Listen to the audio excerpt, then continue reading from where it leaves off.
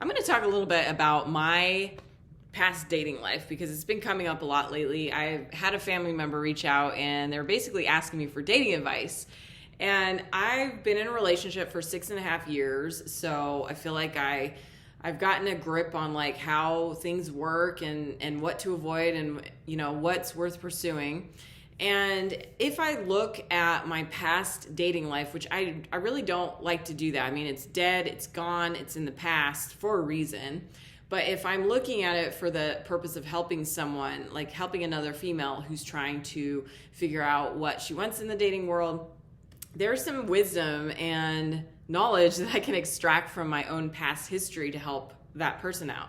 So I remember being someone that just did not have a very good sense of self-esteem or self-worth. Like I would put myself in situations where it was clearly not good for me. It was clearly not healthy for me. But back then, I didn't really have an understanding of what was healthy for me or not. And so it's like I would put myself in these situations. And looking back on that, I would never do that now. I would never do that today. But back then, it was actually an option for me to do that. And so as you grow and as you develop this sense of self-worth in yourself, you learn to stop doing that. You learn to stop placing yourself in situations where it's actually not healthy for you.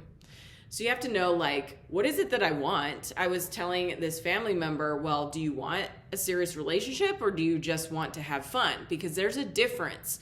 You're going to attract different people. Like if you are genuinely wanting a serious relationship, you have to align yourself with like the type of people that also want that. If you are only looking to have fun and you're only looking to play around, that is the type of person that you will draw in. So you can't be mad when you attract someone that matches that because they're only going to want to have fun. They are not going to want a serious relationship. And there's literally a huge difference between the two paths.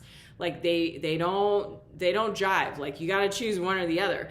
Totally okay if you just want to have fun, but you have to own that and you have to be clear about that. Like the one thing that sucks the worst is a person that thinks they want a relationship, but they get involved with someone that just wants to play around. That's the worst because this person's kind of telling them the lies to hook them in, and this person's getting their feelings hurt, and they're like, why doesn't this person love me, and why doesn't this person want to commit to me? So you have to just understand they're on completely different trajectories. Like one is going that way, one is going that way. This one's pretending he's going that way, but he's actually going this way. So it helps to really know like what is it that you want from your dating situation. And I'm talking about this on my channel because it's really something that I needed a lot of help with back then. I actually signed up to a dating program to learn how to date correctly. And it's one of the probably the best decisions I ever made.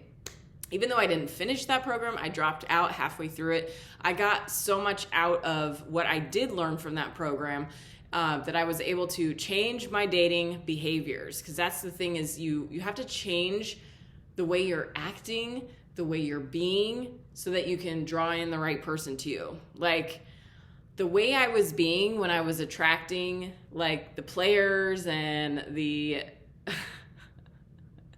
the people that just wanted to have fun, like the way I was being is totally different than the way I was being when I attracted Dan into my life. So very, very different. I had like different trajectories on that. But yeah, you just have to know what you want. Know what's important to you. Like, why do you want it? It's okay if you want to have fun, but just know that and be upfront with the other person so that they don't think that you're, passing yourself off as something that you're not.